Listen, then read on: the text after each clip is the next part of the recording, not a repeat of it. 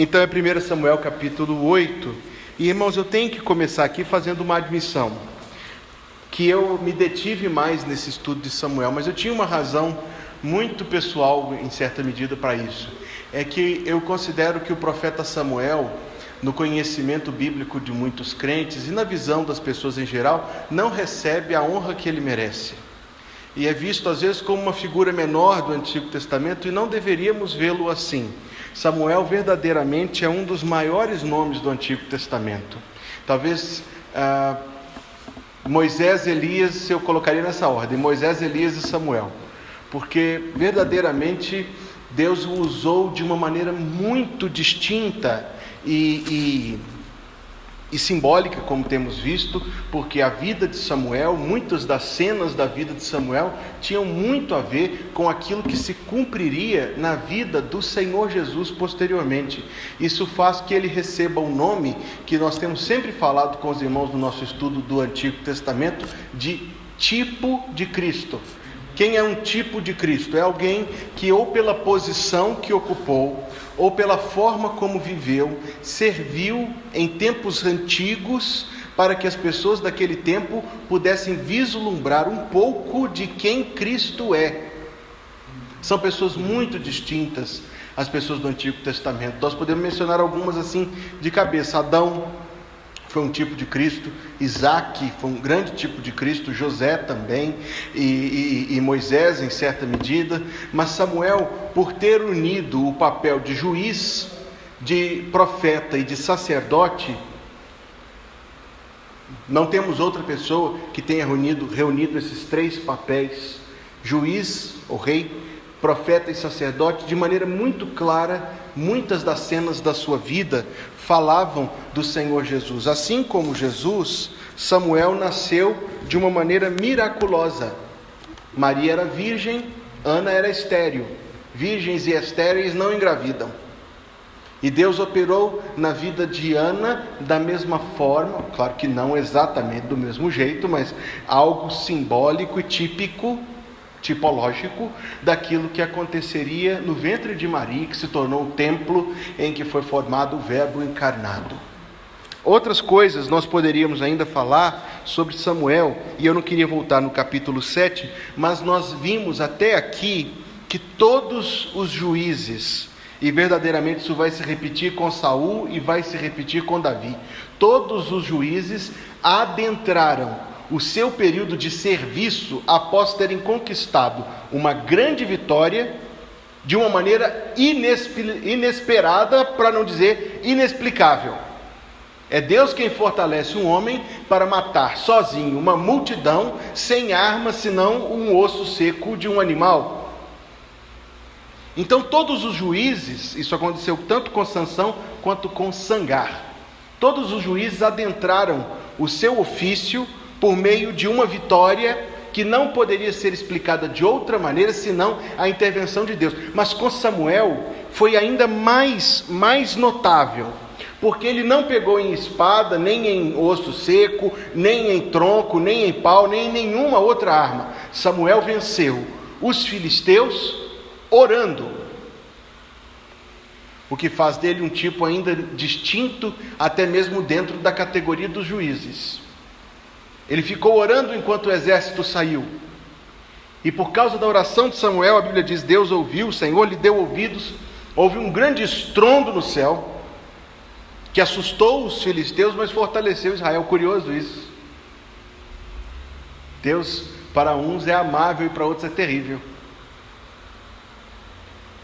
Então, pela oração, Deus deu entrada a Samuel ao seu período como juiz. Durou várias décadas. Terá durado tranquilamente 60 anos ou mais. Mas nós chegamos ao capítulo 8, verso número 1, que começa dizendo assim: tendo Samuel envelhecido. Sabemos que Samuel morreu com 89 anos de idade, mais ou menos. Daí nós fazemos esses cálculos. Ele constituiu seus filhos por juízes sobre Israel. Agora, nós temos estudado a Escritura, irmãos, e sabemos que essa era uma prática comum dos juízes. Gideão fez a mesma coisa. E quantos filhos ele tinha? 70. Claro que com várias esposas, né? Os filhos, via de regra, eram assistentes dos seus pais no juizado. E em nenhum caso, volte ao livro dos Juízes, pegue o resumo que você recebeu do estudo dos Juízes, em nenhum caso o filho sucedeu o pai como juiz. Então, o que estava acontecendo ali era perfeitamente normal, mas nós veremos que Israel, que por alguma razão estranha, se virou contra Samuel com tanta violência, com tanto asco, usou disso como argumento para destituí-lo. Prossigamos a nossa leitura, porque aqui nós temos algo glorioso da Escritura. O nome do seu primogênito era Joel, e o nome do seu segundo, Abia. Quem a irmã está procurando, irmã?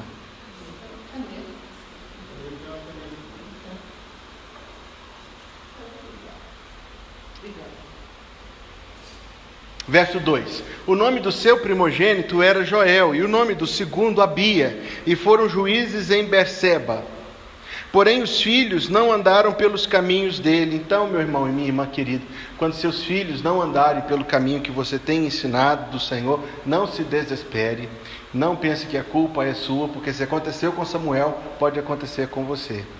Permita eu dizer mais, aconteceu com Deus, porque Deus educou Adão e Eva no jardim, perfeitamente, sem nenhum grama de erro. E no entanto,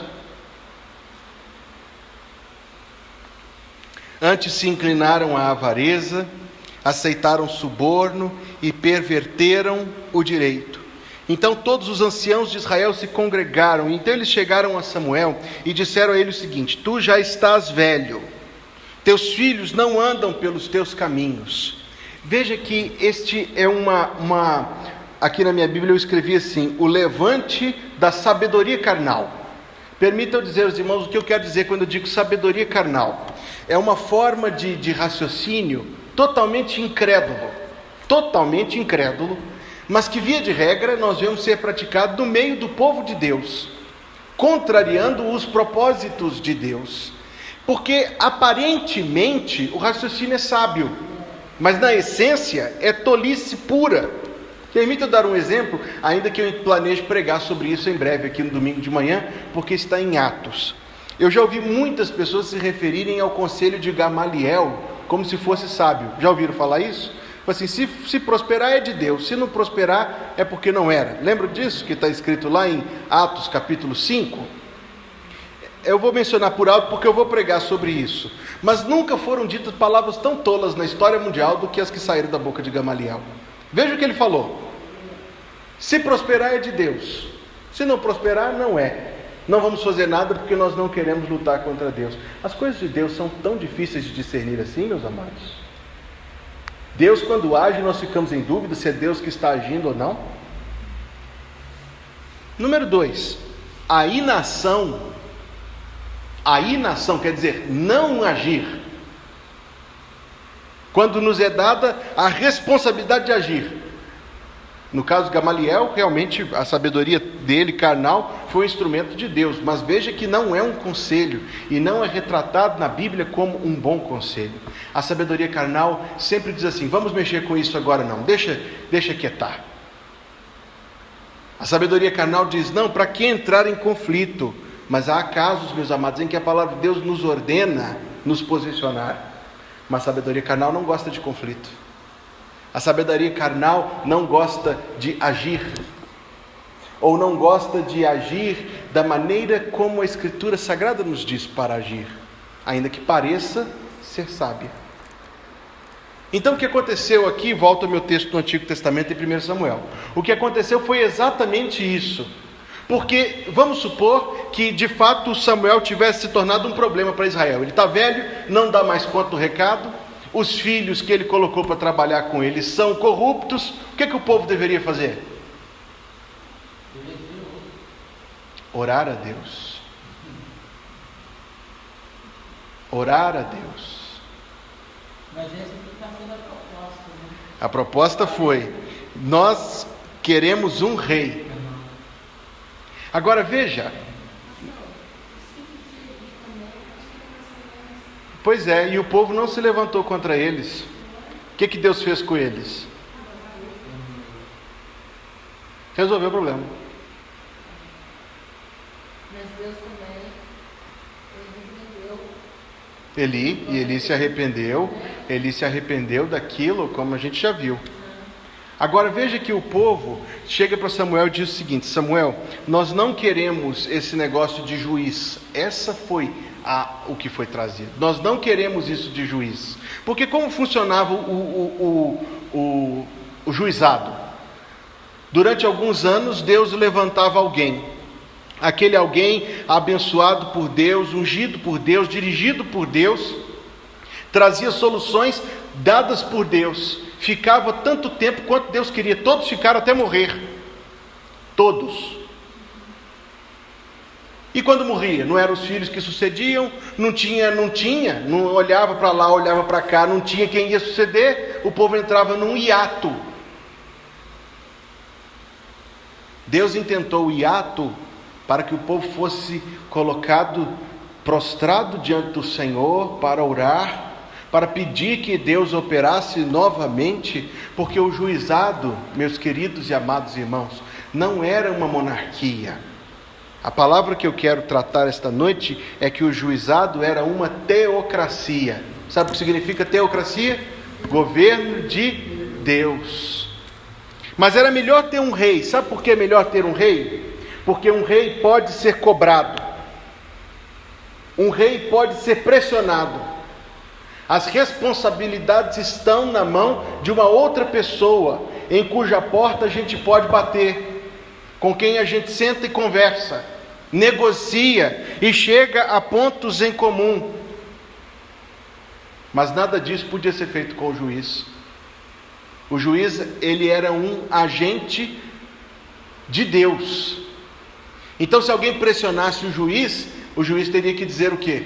Não recebi nenhuma ordem de Deus para fazer o que vocês estão querendo que eu faça. Parava. Mas o rei precisava fazer política. O rei precisava fazer alianças, coalizões, para as coisas continuarem funcionando. Então ele respondia às pressões. Essencialmente, meus amados, foi isso. A liderança do povo preferiu ter alguém para chefiá-los, para ser o responsável, do que se colocar prostrados diante do Senhor. Quantas vezes nós preferimos que alguém solucione, ou preferimos rapidamente trazer alguma solução que concorde com os nossos sentimentos e a nossa visão de mundo, do que esperar no Senhor. Mas o que eu tenho a dizer para os irmãos é que o que nós lemos na história dos juízes, e aqui também em relação a Samuel, corresponde-se com a nossa igreja, porque esta igreja é uma teocracia. Esta igreja é uma teocracia. Se a igreja vier a ter problema com o pastor, só o que a igreja precisa fazer? Orar. O pastor já está aqui há 60 anos, está velho, está dando conta do recado, mas ora, gente, vai que Deus leva ele. Só um instantinho, eu vou lhe dar a palavra. Em que sentido a igreja local é uma teocracia? Porque ela é governada por Deus. Lembre-se sempre que Israel era uma igreja muito imperfeita, porque não tinha salvos, grande parte da congregação era de pessoas não convertidas, havia idolatria, não tinha o Espírito Santo, mas era uma igreja. E Israel quis quebrar a sua posição de teocracia, porque, convenhamos, ela não é tão palpável, tão tangível quanto o rei. Deus é visível? Deus é visível? O rei é. Eu posso bater na porta de Deus? Posso orar. Mas eles não queriam orar. Eles não queriam orar. Eles queriam uma resposta rápida, na velocidade da sua ansiedade. Em que sentido a igreja local é uma teocracia? Novamente eu digo, ela existe por causa de Deus, para os propósitos de Deus, para cumprir a missão de Deus, para adorar a Deus, para servir a Deus. Agora, no Novo Testamento, eu sei que alguém já pensou isso porque eu ouvi. Brincadeira. No Novo Testamento, as igrejas tomavam decisões como? No braço. Votando. No braço. Votando. Como isso condiz? É uma democracia ou é uma teocracia? É uma teocracia. É uma teocracia. Mas nós, vamos esclarecer isso, que eu sei que esse ponto é importante. A igreja jamais é governada pelos seus próprios membros. A igreja que é governada pelos seus próprios membros está em falência espiritual. Os membros da igreja, como eu queria tocar nesse assunto, os membros da igreja têm de, com toda a humildade e com toda a piedade, levar os assuntos da igreja ao Senhor. Pensar com toda a detença, consideração e sabedoria, para que quando votem segundo aquilo que da maneira mais sincera e verdadeira creiam ser a vontade de Deus. A igreja é uma democracia ou é uma teocracia? É uma teocracia. Mas exatamente por ser uma teocracia é que a decisão não está fechada em nenhuma pessoa. Conseguimos entender isso, meus amados? Qual que é o problema das igrejas batistas? Pessoas que votam de maneira não espiritual. As assembleias antigamente dizem, eu nunca vivi isso, mas dizem que era um show de horrores as assembleias da igreja. Que as pessoas se inflamavam umas com as outras, levantavam a voz e faziam um auê. E eu não quero nem saber por que eles estão indo para lá. Faziam um auê nas assembleias da igreja. Por quê? Porque estava lá cada um agindo com aquilo que Paulo proibiu, que nenhum de nós haja por partidarismo ou vanglória, defendendo aquilo que a sua cabeça, a sua sabedoria carnal lhe diz ser o mais adequado, em vez de levar a Deus. E olha aqui, meus amados, quando a gente leva a nossa opinião para Deus, com frequência Deus não vai concordar com a gente, e nós vamos ter que voltar atrás naquilo que era a nossa mais veemente opinião, para podermos, digo novamente, com toda a sinceridade e verdade humilde, nos posicionar segundo aquilo que acreditamos ser a vontade de Deus. Onde eu encontro isso de maneira muito clara? Naquele texto que já vimos aqui no domingo de manhã, quando a igreja teve que eleger o último apóstolo. Aí foram colocados 2 candidatos. Um era um tal de José Justo e o outro chamado Matias. Como eles votaram? Antes de votar, o que fizeram? Oraram a Deus e disseram assim: o Senhor conhece os corações de todos, mostra quem o Senhor escolheu para ocupar este lugar. Votaram. Quando eu preguei, eu disse para os irmãos que o texto nos dá a entender que os apóstolos queriam que fosse José, mas não foi, foi Matias. Aí José saiu e abriu outra igreja na esquina. Foi isso que ele fez? Foi abrir outra igreja, a igreja dele. Claro que não. Claro que não. Veja, meus irmãos amados, como esta ideia de que cada igreja de Deus é uma teocracia é tão viva na palavra do Senhor. Todos, quem é responsável pela igreja? É o pastor? Eu já dei a resposta antes. São os diáconos? Todos os membros da igreja são responsáveis pela igreja. Então, temos uma assembleia da igreja aqui, da igreja de Bela Vista, e vamos tratar de um assunto específico. Na contagem dos votos, 98% dos membros estão indo numa direção, mas no seu coração você entendeu, não por querer ser do contra, por querer que registre na ata que você votou contra, ou por nenhuma coisa disso, mas por causa da palavra do Senhor e do seu relacionamento com Deus, você entendeu que aquele não é o passo a ser dado. O que fazer? Vou me abster para ninguém ver que eu votei contra. Vote contra. Vote contra, segundo a sua consciência. Quero trazer esta ideia, meus amados irmãos, Porque eu acredito que uma das coisas que trouxe muito problema para as igrejas batistas foi a bendita da Assembleia, sem a bendita precedência da oração e da busca sincera pela vontade do Senhor. Votação inflamada, quero que vença a minha vontade, costurando os votos. Já ouvi dizer que tudo isso acontecia. Nenhuma dessas coisas deveria acontecer. A monarquia foi a pior coisa que aconteceu com Israel, e os irmãos já me ouviram falar isso aqui em nossos estudos bíblicos. Se você comparar o período dos juízes, que durou mais ou menos 600 anos, com o período dos reis, que durou mais ou menos 600 anos, você verá que o período dos juízes foi infinitamente mais abençoado, mais pacífico, mais feliz, mais ordeiro, mais próspero do que o período dos reis. Em 600 anos, mais ou menos, você tem 14 juízes. Em outros 600 anos, você tem mais de 40 reis, dos quais mais de 30 é dito o seguinte: não andou segundo o coração de Davi, seu pai.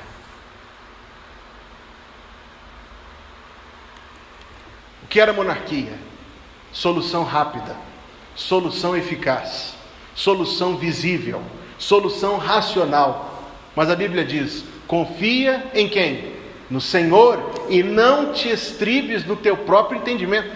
Como eu gosto deste versículo, porque se existe uma coisa, um maquinário orgânico capaz de acertar e capaz de errar, é a nossa mente. Mas normalmente quando a gente erra, a gente está iludido que está certo. O povo procurou Samuel e decretou, note a gravidade disso, irmãos. Eles decretaram a quebra, em parte, a quebra da aliança que foi estabelecida no Sinai. Porque a aliança que foi feita entre Deus e os filhos de Jacó, quando os tirou do Egito, diziam que eles seriam uma nação santa de Deus, um reino de sacerdotes, em que cada uma pessoa que fizesse parte daquele povo seria um sacerdote de Deus. Mas eles disseram: não, nós não queremos isto. A presença de Deus é terrível demais, nós não queremos isto. Então tornou-se uma nação em que havia intermediários entre o povo e Deus. Mas posteriormente eles disseram: nós não queremos que Deus sequer nos governe. Foi uma quebra da aliança do Monte Sinai. Eles chegaram para Samuel, o último dos juízes, e disseram, verso 5: constitui-nos, pois, agora um rei sobre nós, para que ele nos julgue. Como diz o final do verso 5 aí na sua Bíblia? Que diz o final, 1 Samuel 8, verso de número 5. Diz o quê?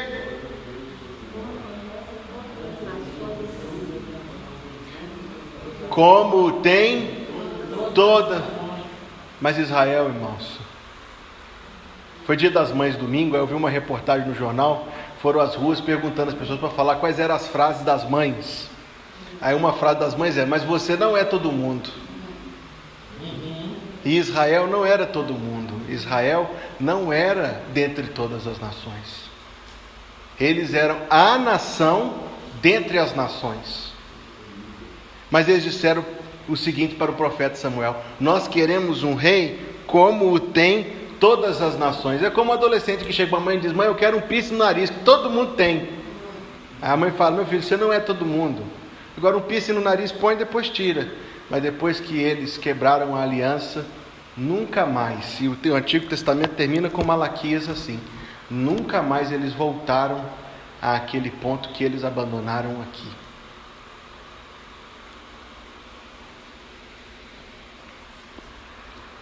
Samuel, verso número 6, as últimas palavras do verso 6, Samuel orou ao Senhor.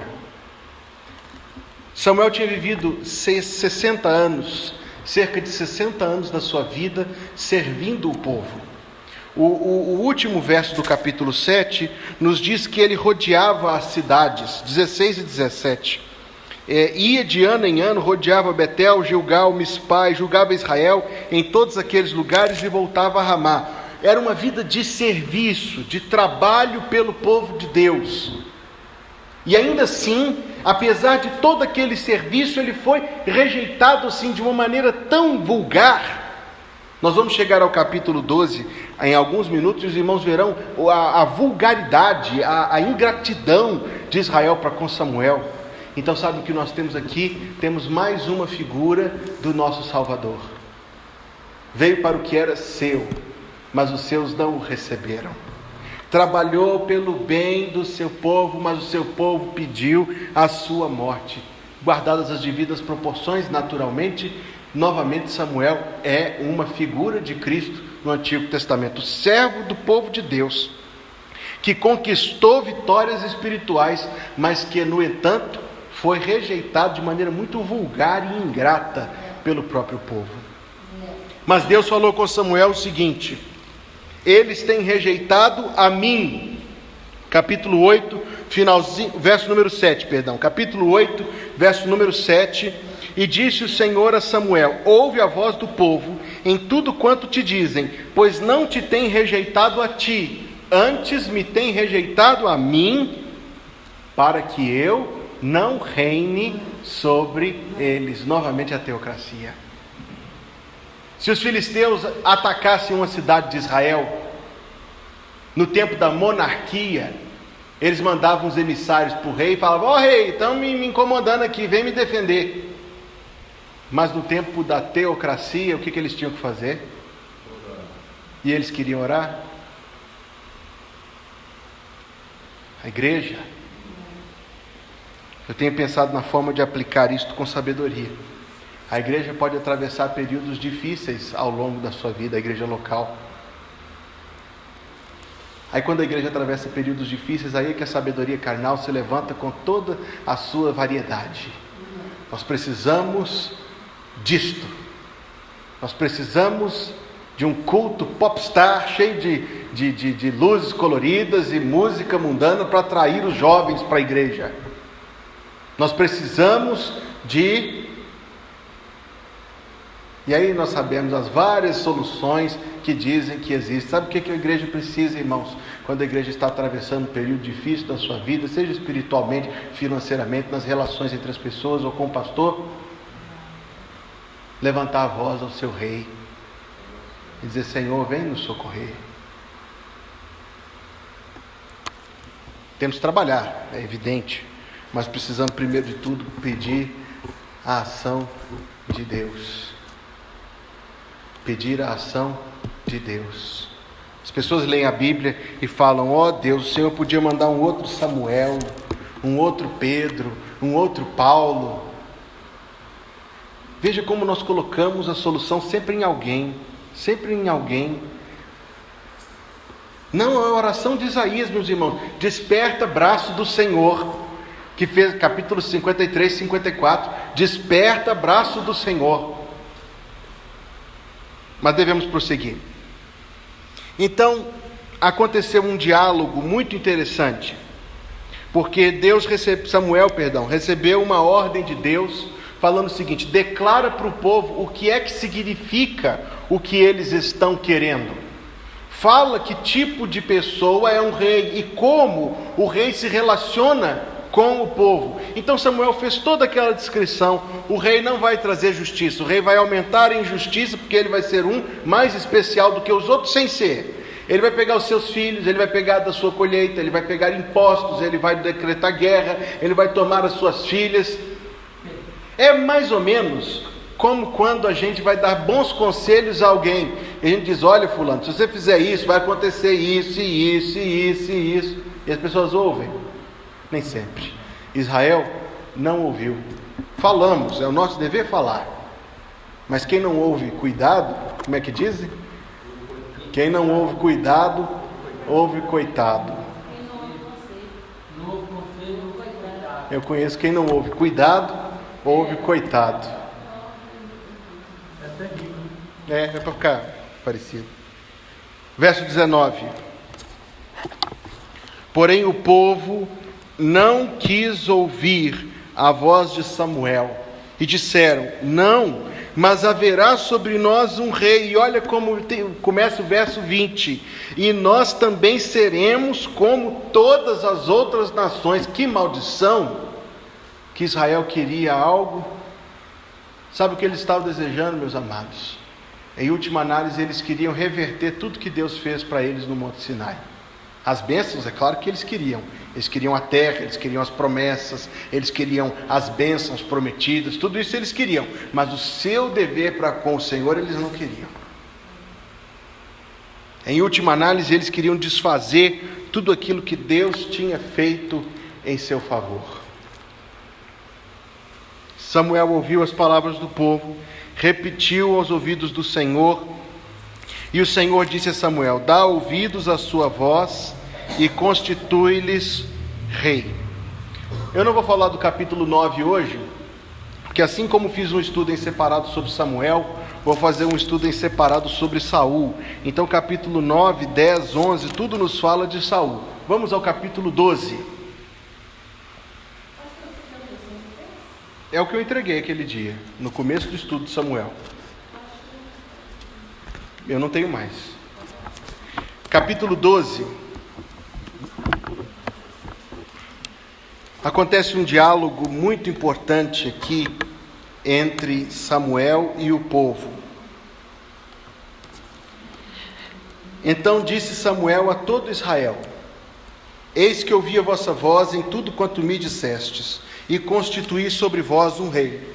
Agora, pois, eis que o rei vai adiante de vós. Eu já envelheci e encaneci. Encanecer é ficar com os cabelos brancos. E eis que os meus filhos estão convosco e têm andado diante de vós desde a minha mocidade até o dia de hoje.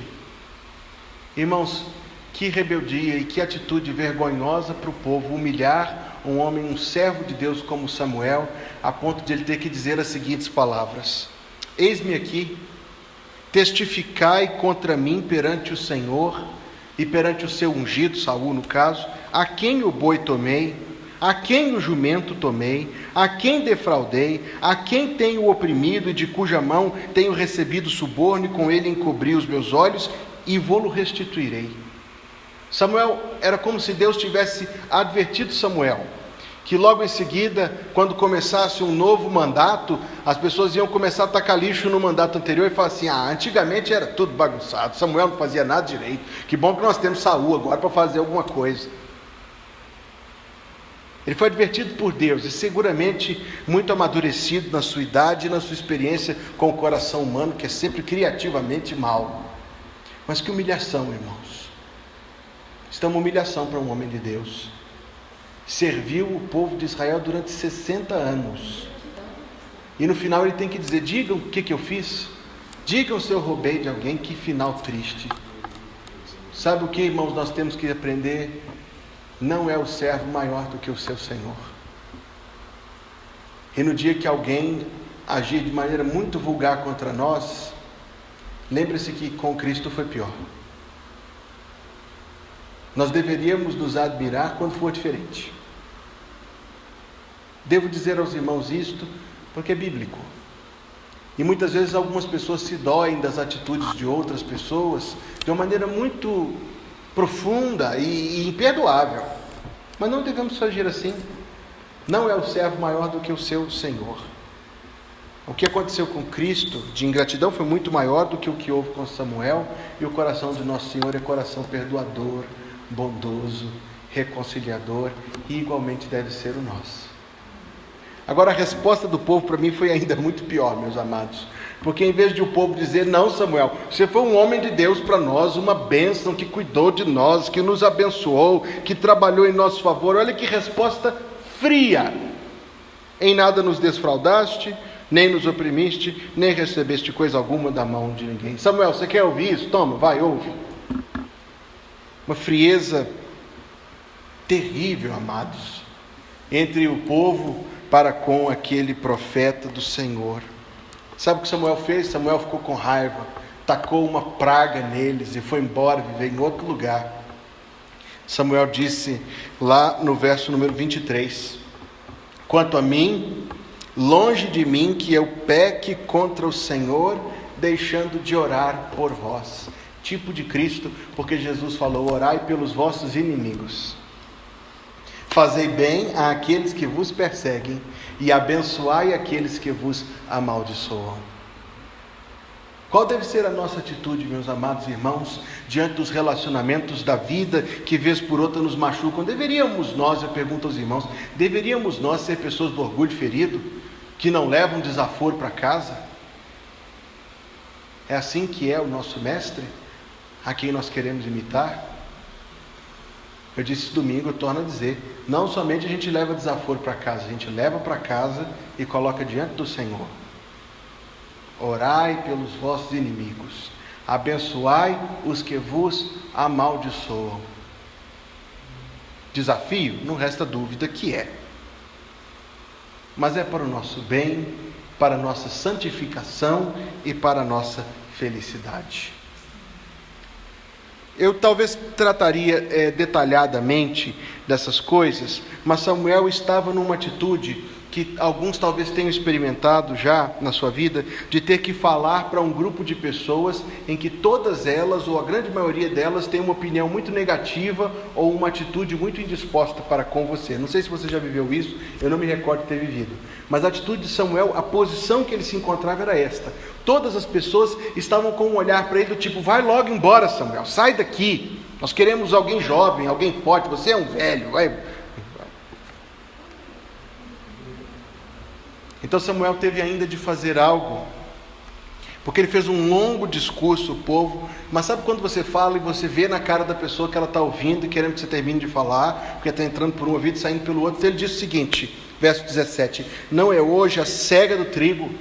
Clamarei, pois, ao Senhor, e dará trovões e chuva, e sabereis e vereis que é grande a vossa maldade, e que tendes feito perante o Senhor, pedindo para vós um rei. Então invocou Samuel ao Senhor, e o Senhor deu trovões e chuva naquele dia. No meio do verão, o sol estava azul, o céu estava brilhando, o sol estava azul, o céu estava azul e o sol estava brilhando, e de repente o tempo fechou e houve uma chuva. Por isso todo o povo temeu sobremaneira ao Senhor e a Samuel.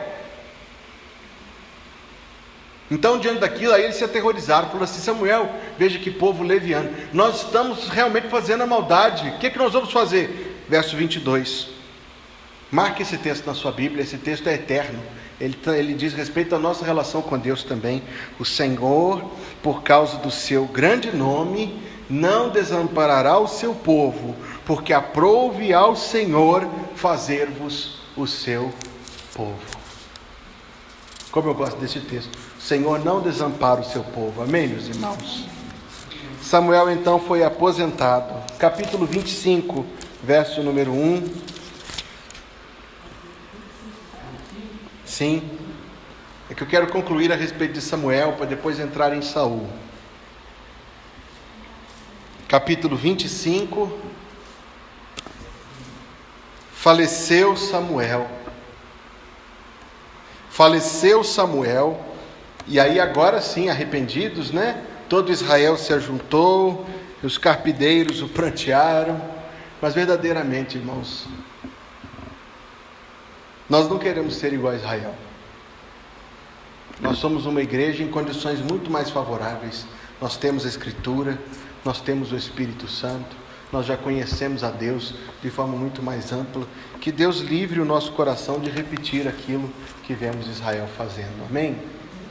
Eu preciso mencionar uma coisa, capítulo 28, porque Samuel aparece, quer dizer, entre aspas, Samuel aparece mais uma vez neste livro que leva o seu nome, e eu gostaria de deixar isso já esclarecido em 5 minutos, se os irmãos consentirem comigo, porque este é um texto que traz muita dificuldade para os crentes.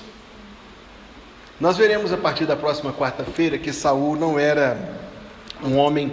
A palavra para descrever Saul é que ele era um hipócrita. Ele era um hipócrita, um genuíno. Aliás, é impossível ser genuíno e hipócrita. Ele era um hipócrita por definição de dicionário. Um hipócrita verdadeiro. Ele era o retrato da hipocrisia. Ele era o retrato da hipocrisia na Bíblia talvez se concentre em Saul e Judas Iscariotes. E nós vamos estudar com detença isso. Mas no capítulo 28, Deus já tinha deixado de se comunicar com o rei de Israel. Verso número 6 diz que Saul perguntou ao Senhor, porém o Senhor não lhe respondeu, nem por sonhos, nem por Urim. O que era Urim? Não sabemos que objeto era. Alguns, como eu, creio que era o peitoral do sumo sacerdote, que Deus o fazia usar de uma maneira diferente. Mas era um instrumento de uso do sumo sacerdote para obter respostas específicas de Deus e que já não existe mais no mundo, nem por profetas. Então nós sabemos o que Saul fez, não sabemos? Ele procurou uma necromante. O que é uma necromante? Que consulta os mortos, assim como necro é morto e mante é quem consulta. Cartomante consulta as cartas. O necromante consulta os mortos. Longamente, na lei, foi proibido que se consultasse os mortos, e os adivinhos, e os feiticeiros. Entretanto, Saul insistiu em fazer aquilo que Deus tinha proibido. Então eu queria acompanhar com os irmãos rapidamente a narrativa, apenas para poder esclarecer a grande pergunta que se faz, se foi Samuel que subiu ou não. Vamos lá. Verso número 7, disse Saul aos seus criados: buscai-me uma mulher que tenha o espírito de feiticeira, para que vá a ela e consulte por ela. Outra vez, veja a hipocrisia de Saul, que era um homem que tinha jurado que seria obediente a Deus e, no entanto, no seu desespero, na sua ânsia, um homem desgovernado, decide consultar a bruxaria. E os seus criados lhe disseram: eis que em Endor há uma mulher que tem o espírito de adivinhar.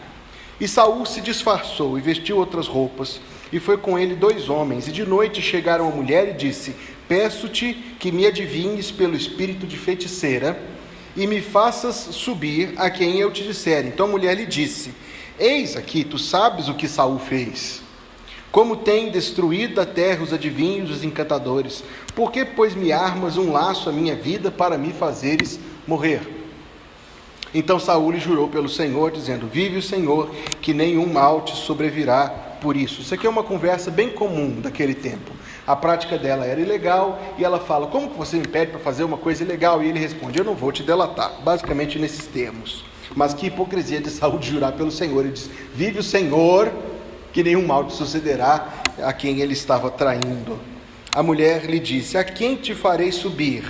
E disse ele: faze-me subir a Samuel. Vendo, pois, a mulher a Samuel, gritou com alta voz. E aqui a gente já precisa parar para entender esse texto. Quem escreveu o livro de Samuel?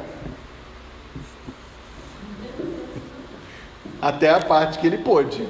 Seguramente nada depois de capítulo 25 foi escrito por Samuel. Concordam comigo? Porque estava morto, né? Não poderia ser o caso. Mas ele treinou profetas, como nós já vimos, que continuaram a transcrição da palavra de Deus. Outra pergunta. Diz a tradição que isso tudo aqui aconteceu numa caverna. Quem estava dentro da caverna naquela hora? A bruxa, Saul e os 2 guardas. Havia algum dos profetas ali?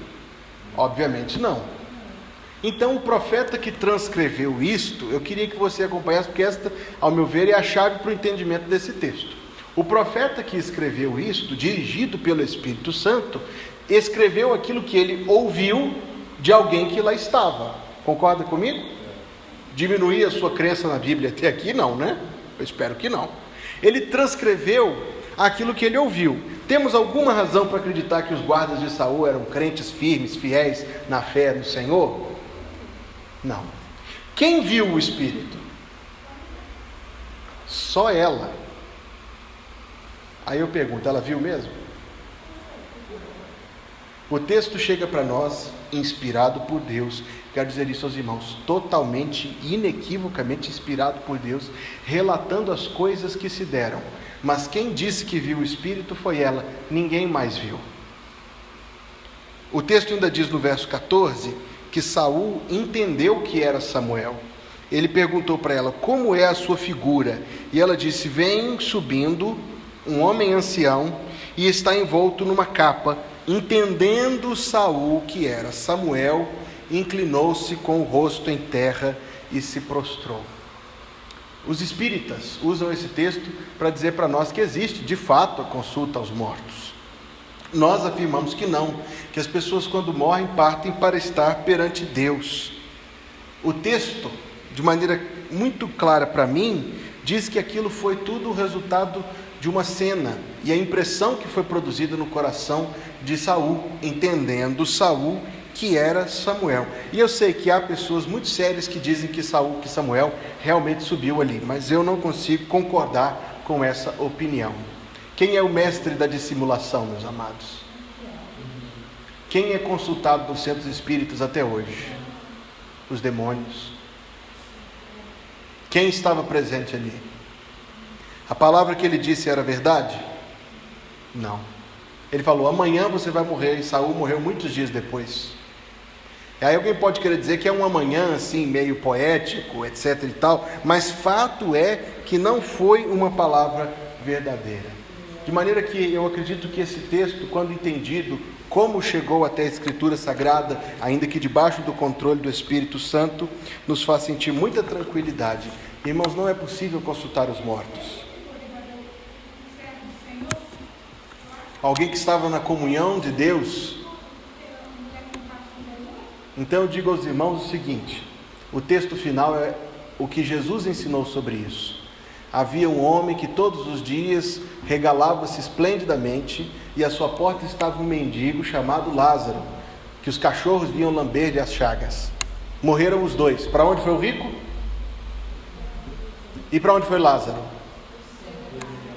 Lá no fim da parábola, o rico disse assim para Deus, manda Lázaro visitar um dos meus 5 irmãos, porque não quero que eles venham para cá. E que foi que Abraão, que personificava a pessoa divina, disse para ele, eles têm a lei e os profetas, ouçam-nos, se não os ouvirem, não ouvirão nem mesmo que um dos mortos. Mas como termina a parábola? Ressuscite. Nem mesmo a hipótese do contato pela alma, pelo fantasma somente, existe na Escritura Sagrada. De maneira que ficamos mais firmes na nossa fé e na nossa visão da palavra do Senhor.